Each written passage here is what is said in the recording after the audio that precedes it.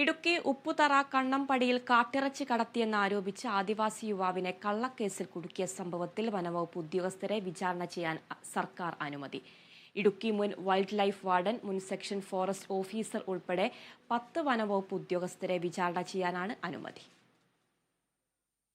2022 September 20 സംഭവം വിവാദമായതോടെ സർക്കാർ നിർദ്ദേശപ്രകാരം വനംവകുപ്പ് CCF നീതുലക്ഷ്മി അന്വേഷണം നടത്തി. കേസ് കെട്ടിച്ചമച്ചതാണെന്നും പിടിച്ചെടുത്ത മാംസം വന്യജീവിയുടേതല്ലെന്നും കണ്ടെത്തി. ഇതോടെ മുൻ Idukki wildlife warden B. Rahul, Keezhukanam section forest officer T. Anilkumar ഉൾപ്പെടെ 9 ഉദ്യോഗസ്ഥരെ സസ്പെൻഡ് ചെയ്തു.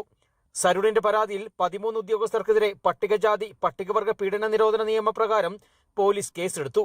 സരുൺ സജിക്കെതിരെ രജിസ്റ്റർ ചെയ്ത കള്ളക്കേസ് വനംവകുപ്പ് പിൻവലിക്കുകയും ചെയ്തു. B. രാഹുൽ ഒഴികെയുള്ള എല്ലാ ഉദ്യോഗസ്ഥരും അറസ്റ്റിലാവുകയും റിമാൻഡിൽ കഴിയേണ്ടി വരികയും ചെയ്തു. മനുഷ്യാവകാശ കമ്മീഷനും പട്ടികജാതി പട്ടികവർഗ കമ്മീഷനും സംഭവത്തിൽ ഇടപെട്ടു. സരുൺ സജിയുടെ കുടുംബവും ഉള്ളാട മഹാസഭയും നടത്തിയ സമരത്തെ തുടർന്ന് പ്രതികളായ വനംവകുപ്പ് ഉദ്യോഗസ്ഥർക്കെതിരെ പോലീസ് കുറ്റപത്രം തയ്യാറാക്കി.